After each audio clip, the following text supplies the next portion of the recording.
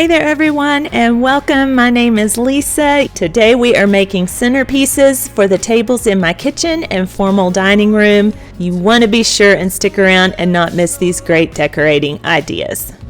Listen to the robins singing as the frozen rivers start to flow.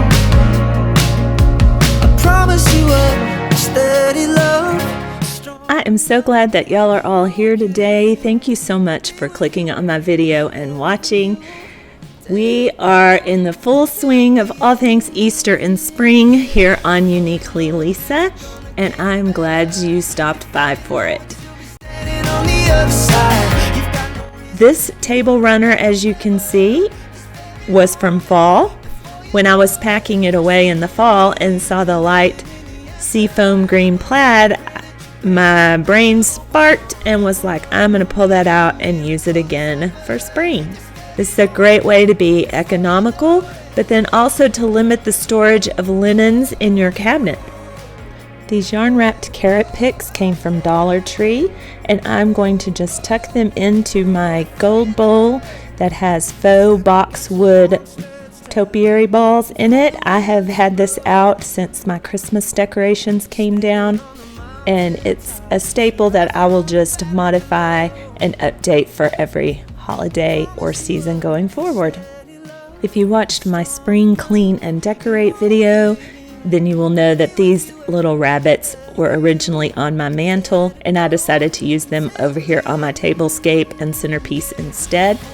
I picked up this eucalyptus from Walmart. It was, I believe, $2 a bunch. I'm just kind of fluffing it out and sticking it in the sides of the bowl to ground the bowl to the little bunny statues. In today's video, you will see items that I have recently picked up at the stores, but I'll also use quite a few decorations that I already have and that I've had for many years. Utilize what you already have. Shop at thrift stores, shop at bargain stores, repurpose items, DIY. Use your imagination. There's no limit to what you can do to recreate this or a similar look. This faux baby's breath came from Walmart as well, and it was 97 cents a stem. I'm telling you, check out Walmart's floral section. They have really stepped up their game.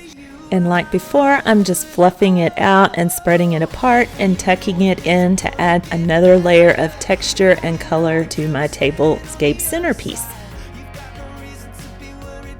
If you enjoy decorating and making your house a home and just a lovely place for your family to spend time and be together, then I invite you to hit that red subscribe bar and ring your bell. I would love for you to be a part of my YouTube family here. I post a lot of decorating, shopping, cooking, cleaning, all kinds of homemaking content here on my channel. You can also join me over on Instagram at Uniquely Lisa 2. That's Lisa with an E and the number 2.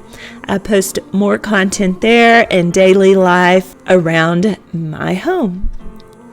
I am adding these lamb's ear picks to the end of my tablescape just to lengthen out and draw the eye along the length of the table and table runner. Again, just fluffing them and trying to figure out how I want to put them in. You just play around with it. You can't mess this up. It is like beginning level, or you can elevate it up to advanced. Like I said earlier, let your imagination run wild.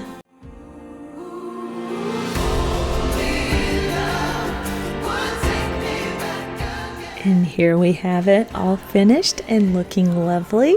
It's not too tall, so we can still see over it when we have meals together, but it is also very pretty and will be great for spring. I can switch it out after Easter even, take the bunnies and carrots out and revamp it with something else.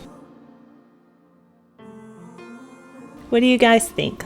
Let me know in the comments. But don't go anywhere because we're about to head into my formal dining area. We're working with all of this leftover bits and pieces that I had in my decorating closet. And we're going to make a fabulous centerpiece on my formal dining table. This is my formal dining table, and after Christmas, sadly, I never redecorated these apothecary jars or did anything. There is leftover artificial snow in here from my Christmas tablescape, so I've got to clean that out, and you will see that. I'm also just going to give this a quick dusting so that it is deep cleaned before I put my centerpiece together, so then dirt doesn't fall down on it later.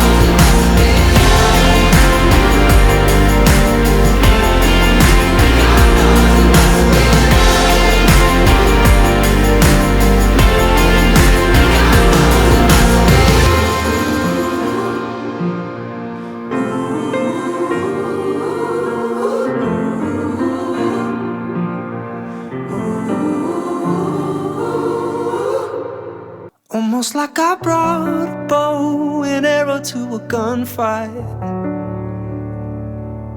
I'm out of my league, I didn't know what this would feel like. I can't help but feeling let down, deep in despair. Now that we have a fresh, clean slate to start with, I am using this repurposed Merry Christmas table runner I showed y'all in my DIY and decorate with me a couple of videos back. I will link that here. I'm going to use it now in my dining room as my base. I have this galvanized aluminum tray and my clean apothecary jars that will be the main structure to my centerpiece and that I will build around. You can use anything that's tiered or multi-level to create the same look if you don't have jars. You can also create this look on a smaller scale using smaller jars. I couldn't even tell you how many years I've had these egg garlands, but I am going to use them in my centerpiece as vase fillers, and they add a really pretty pastel touch, filling up the vase and creating a base for the little wooden bunnies you'll see here in a minute that I'm going to stick inside the jars. You can use all kinds of fillers. You can use loose eggs, Easter grass, peeps. Again, let your imagination run wild. These speckled eggs I have had also for a really long time, and I'm pulling them off the wooden pick so that I can use them in the bottom of this vase.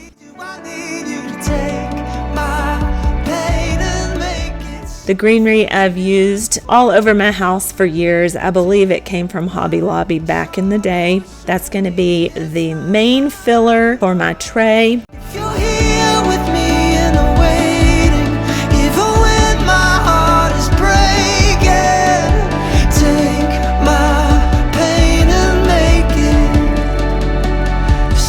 I got all these little faux wooden rabbits at Target in the dollar spot section. The large rabbit was $5, the medium rabbit was $3, and the box with the two tiny rabbits was also $3. I want more than a breakthrough, I want you. I got this really cute rabbit driving the carrot car at TJ Maxx this season, and he was $14.99. Situating the little wooden bunnies in the jars was kind of tricky, but they look really nice in there. The large apothecary jar has a very small neck. It is hard to find things that actually fit down in there.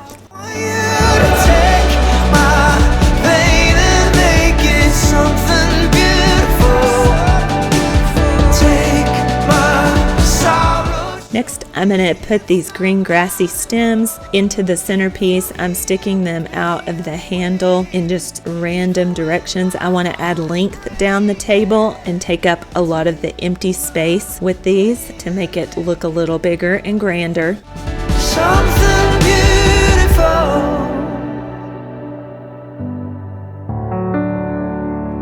Something beautiful. Bend and fluff them around until you get all of it placed where you want it. A good basic design rule is to use groupings of odd numbers like 3, 5, 7. It is visually more appealing to the eye, as is staggered heights and the variation of that. These are the same lamb's ear picks like I used in my kitchen centerpiece from Walmart. Call it ADHD, but you can't control, Ooh, don't you know that you can't tame a cageless soul? I have had this nest of eggs for a while, and I'm just going to tuck it in here. The little basket is going to go into the little jar. I have more faux baby's breath. I'm going to spread it out and add it in, layering it so that there's texture and a little bit of color. Just have to play with it and adjust everything until you get it the way you want it. This I do try to keep kind of symmetrical, coming out on each side so that it balances, since I am creating the length down the center of the table.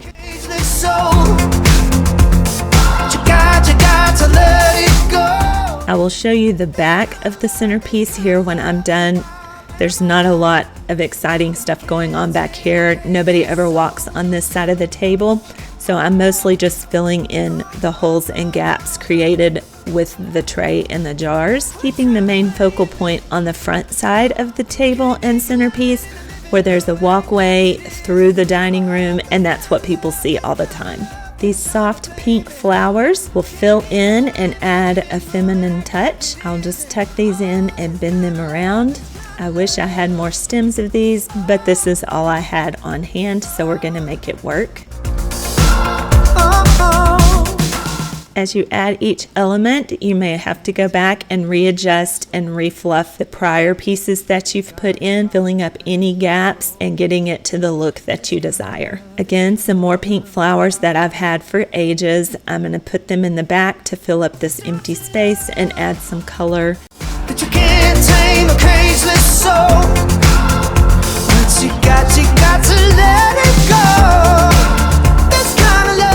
A quick dusting to get off all the little bits and pieces from the flower stems. These large hanging candy eggs, I'm going to tuck in and fill in some of the gaps. They were just too pretty not to use. Tame a cageless soul. No, you can't tame a cageless soul. Stop. Try it. No, you can't tame a cageless soul. I decided to use this wooden riser that I had picked up in the fall from Hobby Lobby to elevate the large wooden rabbit. I'm going to use this bunny pick and put it in this small jar that doesn't have a lid. Now to put everything back together and show you my beautiful centerpiece. I'm really happy with how it turned out. Thank you guys so much for being here today. I hope that watching me put these centerpieces together have gotten your creative juices flowing and that y'all are inspired with new ideas to decorate around your home. It doesn't even have to be an Easter centerpiece. These same design elements can apply to anything that you want to make. If you enjoyed today's video, don't forget to give it a thumbs up. That lets me and YouTube know that you enjoyed this video today. If you hit that red subscribe bar, drop me a comment below and introduce yourself. I would love to welcome you and say hello. Again, thank you for being here. I hope you have the most wonderful and blessed day, And I'll look forward to seeing you on here again real soon. The pilots